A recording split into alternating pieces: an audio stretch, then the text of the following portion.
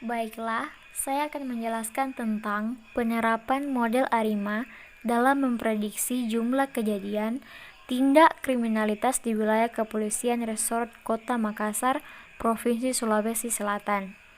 Namun, sebelum itu saya akan memperkenalkan nama saya, yaitu Yuni Kristina Ninia, NIM 70 Angkatan 2018, Prodi Matematika dari Universitas Samratulangi, dosen penanggung jawab yaitu Fernando Pongo SSI MSI. Berdasarkan plot pada tabel 1 menunjukkan bahwa jumlah tindak kriminalitas tahun 2014 pada bulan Januari dimulai 624, kemudian mengalami penurunan secara drastis di bulan Februari yaitu berjumlah 356 kejadian, kemudian turun dan naik kembali hingga akhir bulan Desember 2014 sebanyak 209 kasus. Pada bulan Januari 2014 merupakan jumlah kejadian yang paling banyak, yaitu berjumlah 624 kejadian, kemudian mengalami penurunan secara drastis pada bulan Februari 2015 sebanyak 100 kasus. Kejadian kemudian naik dan turun hingga akhir tahun 2015 bulan Desember sebanyak 400 kejadian. Kemudian pada tahun 2016 dan 2018 itu jumlah kejadian naik turun hingga pada bulan Februari 2019 jumlah kejadian turun secara drastis, yaitu hanya berjumlah 78 kejadian di bulan Februari. Kemudian naik turun hingga bulan Desember, yaitu berjumlah 178 kejadian. Dan dari gambar plot data jumlah kejadian tindak kriminalitas periode bulan Januari 2014 sampai bulan Desember 2019 ini, terlihat datanya berubah-ubah atau pola tren. Oleh karena itu, dapat dikatakan data ini tidak stasioner. Ini adalah gambar plot data jumlah kejadian tindak kriminalitas periode bulan Januari 2014 sampai bulan Desember, di mana pemplotan ini dilihat pada time series plot di aplikasi Minitab 19. Baiklah, yang kedua itu tentang pemeriksaan kestasioneran data jumlah kejadian tindak kriminalitas. Jadi, data yang tidak stasioner itu kita perlu lakukan differencing agar data menjadi data yang bersifat stasioner. Dan untuk melihat kestasioneran data itu, fungsi autokorelasi atau PACF itu selain digunakan untuk melihat kestasioneran dari data, ACF juga atau fungsi autokorelasi itu berfungsi untuk mengetahui karakteristik data dan plot data. Selanjutnya dapat dilihat pada gambar 1.2 itu fungsi autokorelasi data jumlah kejadian tindak kriminalitas periode bulan Januari 2014 sampai bulan Desember 2019. Dan gambar yang 1.3 itu fungsi autokorelasi parsial data jumlah kejadian tindak kriminalitas periode bulan Januari 2014 sampai bulan Desember 2019. Dari gambar 1.2 itu terlihat bahwa fungsi autokorelasi atau ACF dari lag 1 dan lag 2 mendekati 0. Sedangkan pada gambar 1.3 terlihat fungsi autokorelasi parsial atau PACF mendekati 0 setelah lag pertama. Walaupun ini terlihat sama namun berbeda. Hal ini menyatakan bahwa data ini tidak bersifat stasioner, sedangkan analisis ARIMA dibutuhkan data yang stasioner. Maka dengan ini kita perlu melakukan proses selisih atau differencing, di mana akan dikurangi nilai pada data suatu periode dengan nilai data proses sebelumnya. Proses selisih satu kali terhadap data jumlah kejadian tindak kriminalitas menghasilkan plot time series yang dilihat pada gambar berikut. Jadi dapat diperhatikan pada gambar 1.4 ini, di mana plot data jumlah kejadian tindak kriminalitas pada bulan Januari 2014 sampai bulan Desember 2019 dengan orde selisih 1, dan gambar ini telah stasioner karena telah melewati proses satu kali. Selanjutnya yang ketiga yaitu identitas model dan penentuan parameter.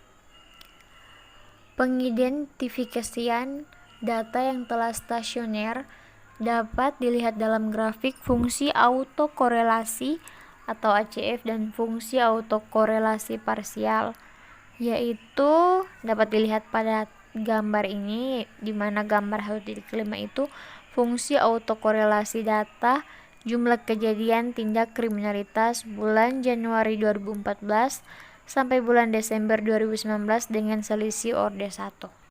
Dan begitupun juga pada gambar 1.6, di mana fungsi autokorelasi parsial data jumlah kejadian kriminalitas periode bulan Januari 2014 sampai bulan Desember 2019 dengan selisih orde 1 juga. Jadi, pada gambar ini terlihat bahwa koefisien ACF menurun secara eksponensial, menunjukkan bahwa koefisien pada PACF setelah lag pertama mengidentifikasi bahwa data telah stasioner. Dengan menggunakan software statistika, hasil identifikasi dari gambar 1.5 dan 1.6 menghasilkan prediksi yang dituangkan pada tabel 1 di atas. Selanjutnya masuk pada tabel 2, di mana nilai mean square atau MSE dari model ARIMA jumlah kejadian tindak kriminalitas terdiri dari model dan nilai MSE-nya. Untuk ARIMA 011 nilai MSE-nya itu 5678 dan ARIMA 111 nilai MSE-nya itu 5750. ARIMA 110 itu nilai MSE-nya 5676. Dari tabel ini, model diferensinya satu kali yang akan digunakan untuk memprediksi jumlah kejadian tindak kriminalitas di wilayah Kota Makassar ini. Penyelesaian parameter menggunakan data bulan Januari 2014 sampai bulan 2019 untuk menentukan model ARIMA-nya. Model yang digunakan dalam penelitian ini menggunakan model ARIMA 110 dengan nilai MSE-nya itu 5678. Model ARIMA 111 dengan parameter P sama dengan 1, D sama dengan 1, Q sama dengan 1 adalah model yang digunakan dalam memprediksi jumlah kejadian tindak kriminalitas di Kota Makassar. Selanjutnya menentukan persamaan ARIMA 110 pada data jumlah kejadian tindak kriminalitas. Jadi berdasarkan hasil penaksiran parameter yang diperoleh dari model ARIMA 110 itu, koefisiennya AR 1 sama dengan 0,198 dan konstantanya itu sama dengan min 5,75. Dalam bentuk persamaan model ARIMA 110 itu menjadi seperti di bawah yang telah dijabarkan. Selanjutnya masuk pada tahap yang kelima, yaitu diagnostik model ARIMA 110 data jumlah kejadian tindak kriminalitas. Setelah persamaan di atas kita telah dapatkan, maka selanjutnya kita lakukan proses diagnostik untuk melihat tingkat kesalahan dari model, histogram of residual dan normal probability plot of residualnya yang ditunjukkan pada gambar 1.7 dan 1.8. Kemudian Pada gambar 1.7 terlihat bahwa grafik histogram of residualnya membentuk diagram normal. Jadi, ini menandakan bahwa residual berdistribusi normal. Kemudian untuk white noise-nya itu di mana residual harus bersifat random dan berdistribusi normal. Pada gambar 1.8 terlihat residualnya mengikuti garis-garis diagonal yang berarti residualnya berdistribusi normal. Residual yang bersifat random atau acak dan berdistribusi normal itu menandakan bahwa asumsi white noise-nya sudah terpenuhi. Dapat dilihat pada gambar ini. Jadi gambar yang saya maksud itu yaitu gambar 1.9 di mana data jumlah kejadian tindak kriminalitas sebenarnya dan peristiwa pada bulan Februari 2014 sampai bulan Desember 2019.